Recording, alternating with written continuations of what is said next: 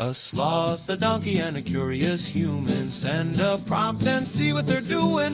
One hits record with a question on his mind. Two brothers pick it up, see what they find. Corn takes his time, Herman's got the facts. Back and forth, they never hold back. My weird prompts, come on in, that's where we begin. My weird prompts, glad you're here.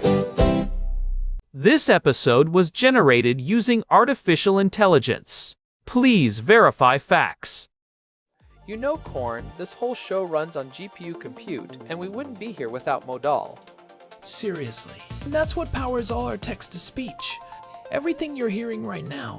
They're an AI infrastructure platform. Developers use them to run GPU workloads in the cloud with zero infrastructure headaches. If you're building anything with AI, check them out.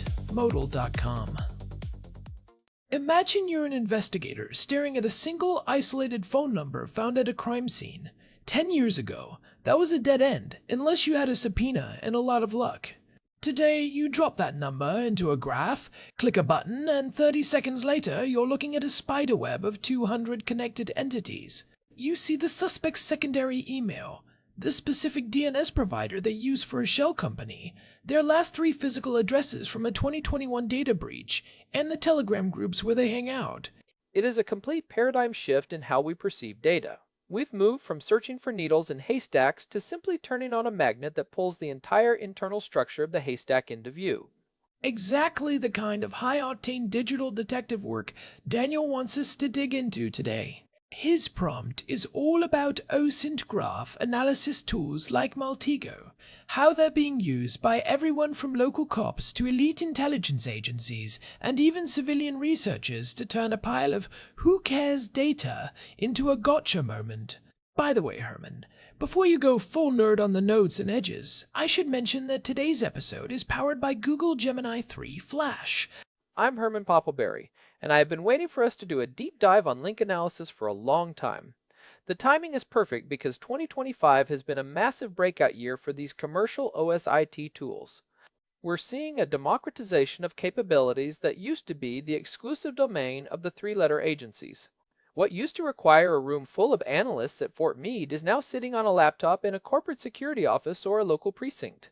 It's the CSI effect, but real and actually functional. Though, I suspect it's a bit more complicated than just clicking enhance on a blurry photo. Daniel mentioned this idea of second-order information gathering, seemingly unrelated bits like DNS profiles and phone numbers to yield actionable intel. So, Herman, for the uninitiated but technically literate, what is a graph-based tool actually doing that a regular database query isn't?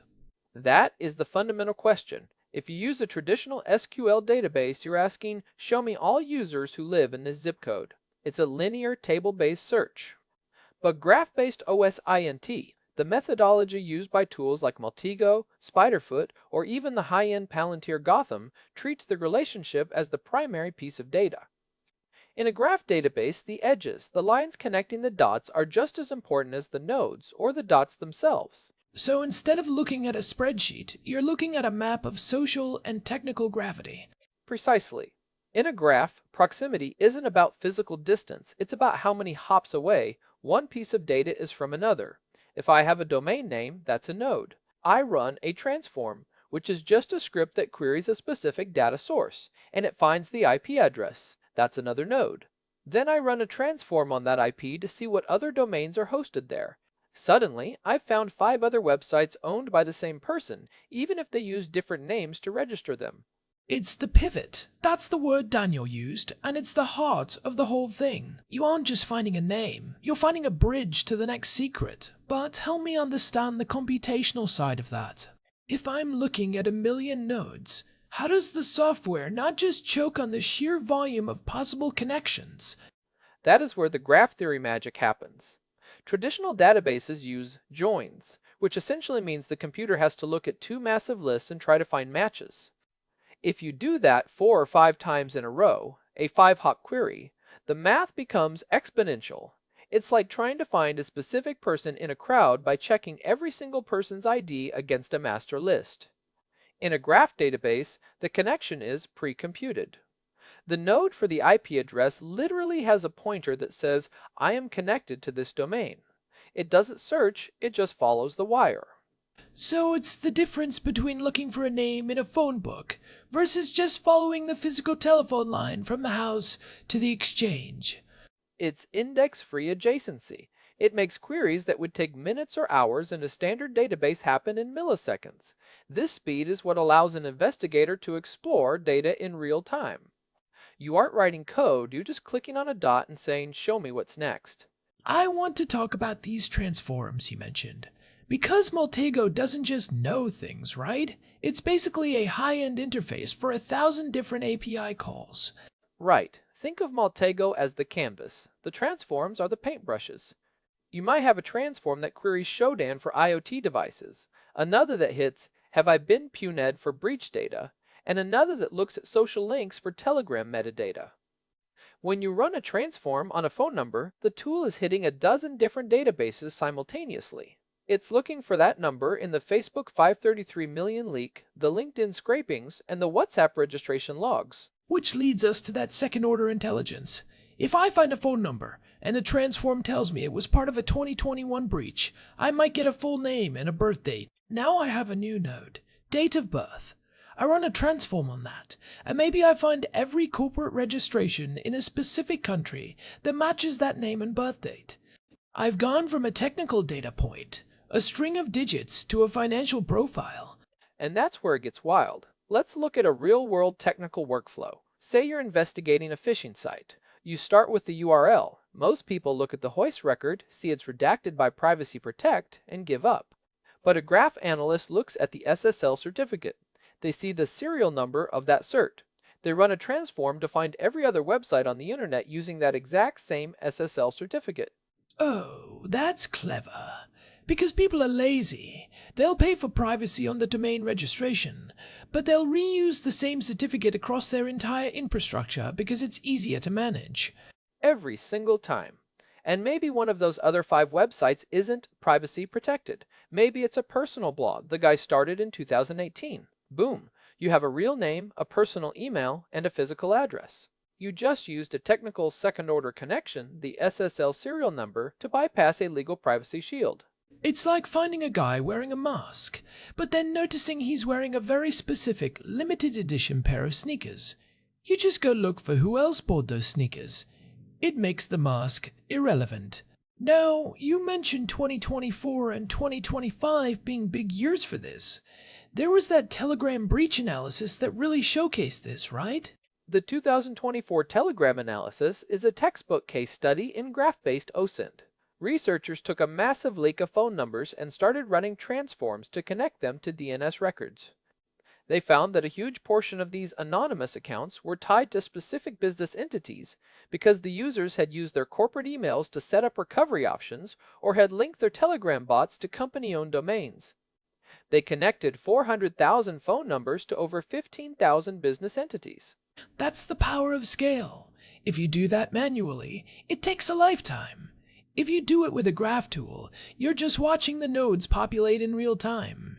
But Herman, doesn't this create a garbage in, garbage out problem? If one of those transforms returns a false positive, say, a name that's common, doesn't that false data then infect every subsequent hop in the graph? That is the cascade failure of link analysis, and it's a massive risk. If you have a node for John Smith and the tool incorrectly links it to a John Smith who is a known arms dealer, your entire graph is now hallucinating a connection to international crime. This is why the human element, the analyst, is still critical. You have to verify the weight of the edges. Is this connection a hard link like a shared social security number or a soft link like a similar username? I love the idea of graph weight. It's like measuring the tension of the spiderweb. If the line is thin, don't bet the house on it. But how do these tools actually represent that? Does the line get thicker? Does the color change? In professional setups, yes. You use centrality algorithms. For example, betweenness centrality measures how often a node acts as a bridge between other parts of the graph. If a node has high betweenness, the tool highlights it because if you remove that node, the network falls apart. Analysts also use confidence scores for transforms. If a transform matches a unique PGP key, that edge is solid. If it matches a first name and a city, it might be dotted or translucent to warn the investigator. Let's move into how this is actually playing out in the field. Law enforcement and intelligence are obviously the big players here. How are they using this differently than, say, a corporate security team? Law enforcement is looking for the pivot to the physical. For them, the digital graph is just a map to a front door they can kick down. They use tools like Cassaware or Syntelix to ingest legacy data, old police reports, phone tolls from seized devices, and DMV records, and merge it with live OSINT. So they're looking for the common denominator. Imagine a string of cold cases, unsolved robberies over 5 years. They ingest all the witness statements and evidence into a graph. The tool might find that in 3 of those cases, a specific burner phone number was active near the cell tower, and that same number was once used to order a pizza to an address that appeared in a totally unrelated traffic stop. The human eye would never catch that across 10,000 pages of documents. The graph sees it instantly because address is a shared node. It's the ultimate small world engine. But then you have the intelligence agencies, the 3 letters. They're operating at a strategic level. They aren't just looking for one robber, they're looking for radicalization hubs. Right. They're analyzing the digital footprint of entire movements. They'll scrape metadata from encrypted messaging apps, not the content of the messages, but the patterns of who talks to whom and when. They look for bridges. A bridge is a node that connects 2 otherwise separate clusters. If you have 2 separate extremist groups that never interact, but they both have a bridge node, a person or a server they both communicate with, that bridge is your high-value target. That's the strategic part. You don't take out the clusters, you take out the bridge, and the whole network collapses. It's very The Wire, but with more Python scripts and less wiretapping. What about the civilian side? Because Daniel mentioned civilian use, and I know investigative journalists are getting really good at this. The Panama Papers and the subsequent leaks are the gold standard for civilian link analysis. Journalists use tools like Linkurious and Neo4j, which are the underlying engines for a lot of this, to connect offshore shell companies to real-world politicians. They'd find a shared registered agent or a shared office address in the British Virgin Islands. That address becomes the primary key. You run a transform on that address and suddenly you see 500 companies registered there. Then you start looking for the beneficial owners of those companies. It's the same second-order logic. The company name is the first order. The address is the second order. The other companies at that address are the third order. And eventually you find the name of the Prime Minister's cousin. It's beautiful, really. It's like a puzzle where the pieces reveal themselves as you solve it. And it's not just journalists. Corporate blue teams, the defensive security folks, are using this for attack surface management. They use tools like Spiderfoot to see their company the way a hacker does. They'll find a forgotten subdomain devtesting.company.com that was set up by an intern 3 years ago. That subdomain is a node. They run a transform and see it's running an unpatched version of log4j. So they're using the graph to find the weakest link before an adversary does. Precisely. And they can see if any of their employees' credentials have leaked by connecting the company domain node to breach database nodes. If bob@company.com appears in a leak for a gardening website and Bob uses the same password for his work VPN, well, the graph just showed you your most likely point of entry for a ransomware attack. It's fascinating because it turns security from a checklist into a visualization. You can actually see the holes in the fence. But let's go deeper on the second order stuff, because I think that's what really blows people's minds. Daniel mentioned DNS profiles. To most people, DNS is just the thing that makes the internet work. How does it become a spy tool? DNS is a goldmine because it's so noisy and so rarely cleaned up. One of my favorite techniques is looking at passive DNS history. If I have a domain, I can see every IP address it has ever pointed to over the last 15 years. So even if you moved your evilserver.com to a new anonymous host yesterday, the graph remembers that 3 years ago it was hosted on your home Comcast IP. And then there's the Start of Authority or SOA record. When you set up a DNS zone, there's an email address attached to the SOA. Often, people use a generic admin email, but sometimes, especially in smaller operations or when someone is rushing, they use a personal email. That email is a primary key for a person's entire digital life. And once you have that email, you're off to the races. You check LinkedIn, you check, have I been pawned? You check social media handles. You've gone from a technical domain node to a human node in 2 hops. And here's a really second-order one, JARM fingerprints. JARM is a tool developed by Salesforce that fingerprints a server's TLS implementation. It sends 10 specifically crafted packets to a server and looks at how it responds. The response is unique based on the operating system, the library versions, and the configuration. So it's like a digital signature or voice print for the server itself. Yes, if a threat actor is using a very specific custom configured C2 server, command and control that server will have a unique JARM fingerprint. Even if they change the IP, change the domain, and change the SSL cert, if they use the same server configuration, the JARM fingerprint stays the same. You run a transform for that JARM fingerprint across the entire internet and you find every other server they're running. That is terrifyingly effective. It's like trying to hide in a crowd but forgetting that you have a very specific recognizable cough. Every time you clear your throat, the graph finds you.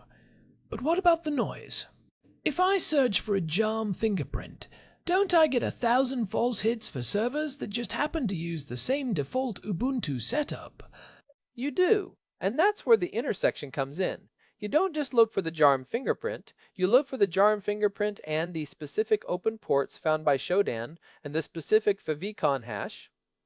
When you layer 3 or 4 soft, technical identifiers together, you get a hard identifier. The graph tool visualizes this as a cluster. If you see 10 servers with the same fingerprint, same ports, and they all have the same weird misspelling in their HTML headers, you found the botnet. This brings up an interesting point about the arms race of privacy. As these tools get better at connecting the dots, people get better at hiding the dots. We're seeing OSINT-resistant infrastructure now, right? We are. We're seeing fast flux DNS, where the IP address changes every few seconds to prevent historical mapping. We're seeing the use of domain fronting, where traffic is hidden behind a legitimate, high-reputation domain like Google or Cloudflare. But even then, the graph finds a way. If you're fronting to Cloudflare, the Cloudflare node becomes a giant hub in the graph. Analysts then look for timing attacks or packet size analysis to find the edges, connecting that hub to your specific origin server. It's never a total blackout, it's just making the edges harder to see. But let's talk about the human cost of this. If I'm a regular person and I'm caught in one of these graphs, maybe I'm 3 hops away from someone who did something wrong. How much of my life is visible to someone with a Maltego license and a bit of curiosity? If they're good, a frightening amount.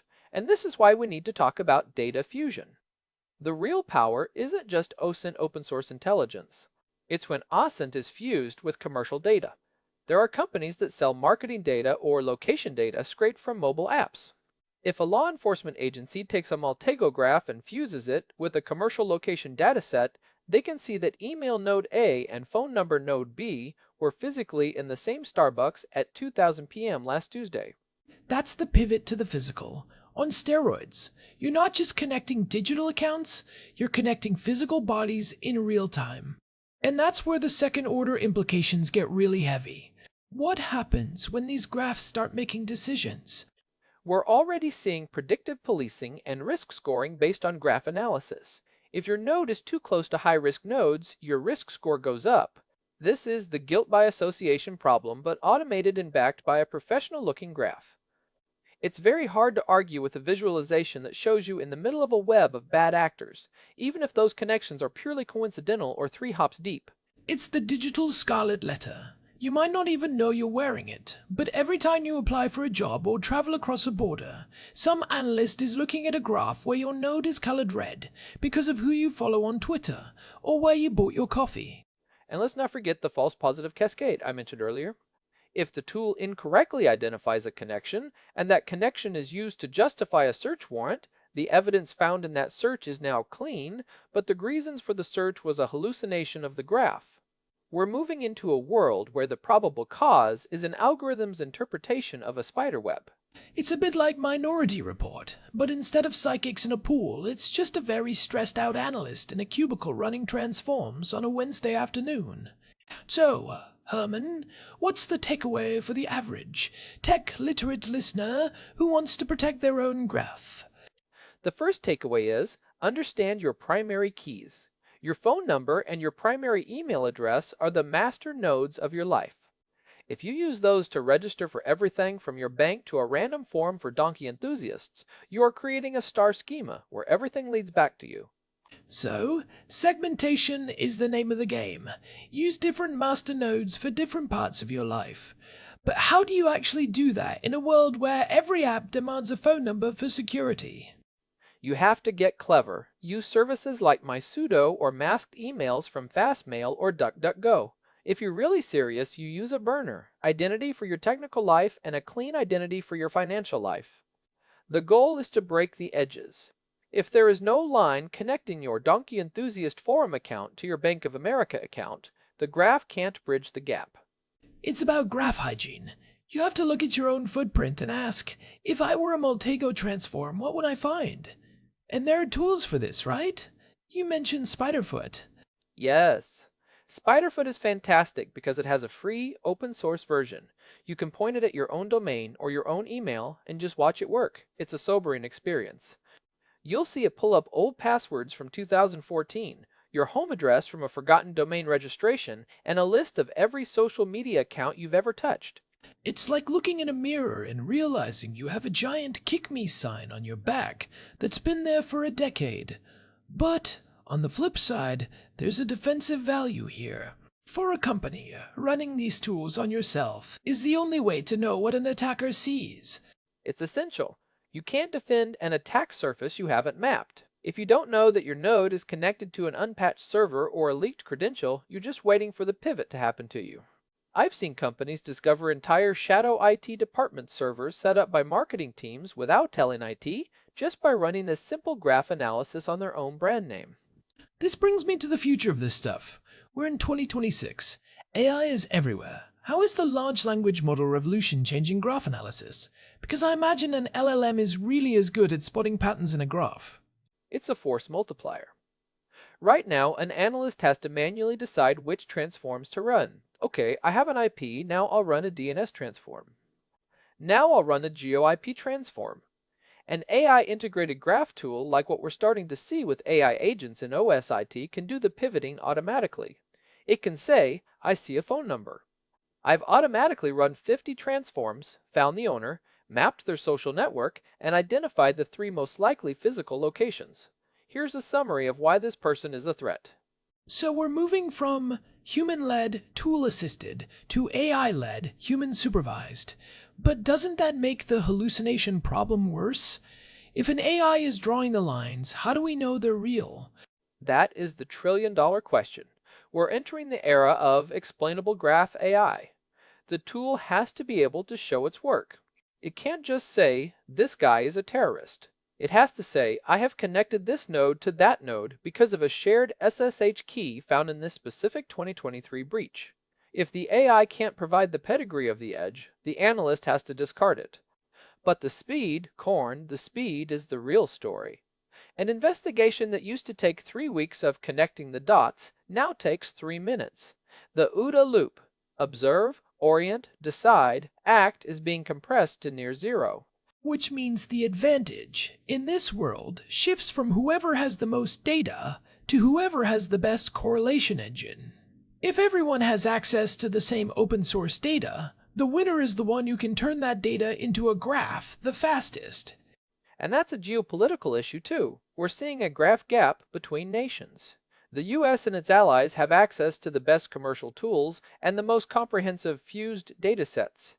But adversaries are building their own graphs using scraped data from Western social media and breach databases. It's a Cold War of connectivity. I love that. The Cold War of connectivity. It's not about who has the most nukes, it's about who knows that the guy who services the nukes uses the same password for his World of Warcraft account.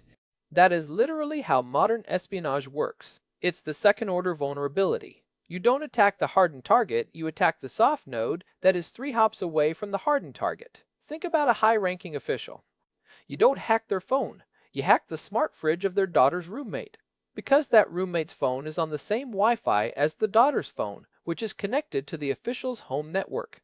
The graph shows you the path of least resistance. It's a wild world. Daniel really hit on something big here. It's not just nerdy tools for spies, it's the underlying architecture of how power is exercised in the 21st century. If you can see the graph, you can control the outcome. And as the world becomes more instrumented with IoT, more social platforms, more digital payments, the graph just gets denser. Every new smart device you buy is just another node in the graph of you. Every time you tap your credit card, you're creating an edge. Even your fitness tracker is a node that can be pivoted to find your physical location patterns. So, what's the final word, Herman?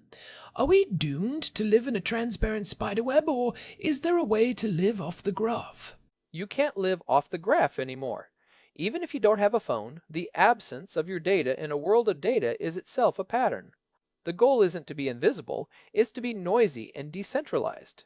Make your graph so complex, so full of dead ends and false pivots, that it's not worth the analyst's time to follow the trail. Strategic inefficiency. I like it. Be the John Smith of the digital world. So common and so poorly connected that the magnet just slides right past you. Or, just be aware, knowledge is the first step. If you understand how the pivot works, you can start to see the bridges you're building in your own life. And maybe, just maybe, don't use your work email to sign up for that. Which 90s sitcom character are you? Quiz. Spoken like a true nerd, but a nerd who knows where the bridges are. I think we've covered a lot of ground here, from the technical first-class citizens of graph databases to the JARM fingerprints and the geopolitical graph gap. It's clear that the dots are always there. It's just a matter of who has the best lines to connect them. It's a massive topic, and honestly, we could spend another 3 hours just on Palantir and the ethics of data fusion. But I think we've given people a good map of the terrain. Pun intended. Always. Alright, let's wrap this up. This has been a deep dive into the digital spiderweb. As always, a huge thanks to our producer Hilbert Flumingtop for keeping the nodes from collapsing. And a big thanks to Modal for providing the GPU credits that power this show. They're the literal infrastructure under our feet. This has been My Weird Prompts. If you found this useful or terrifying, leave us a review on your favorite podcast app. It genuinely helps us reach more people who might need to hear about graph hygiene. And if you want to see the graph of this show, find us at myweirdprompts.com. We've got the RSS feed, all the past episodes, and a way for you to send in your own weird prompts. Maybe next time we'll talk about something less surveillance-why? Like, I don't know, the chemistry of artisanal cheese? Only if the cheese has a JARM fingerprint, Herman. Only then. Fair enough. Catch you all in the next one. Stay off the bridges. And watch your edges. Goodbye. This episode was produced using Google Gemini 3 Flash. Text-to-speech by Chatterbox. Thanks for listening to our show, My Weird Prompts, where our thoughts go from slow takes to facts on cue. We change and follow through. My Weird Prompts, that's the close from sloth.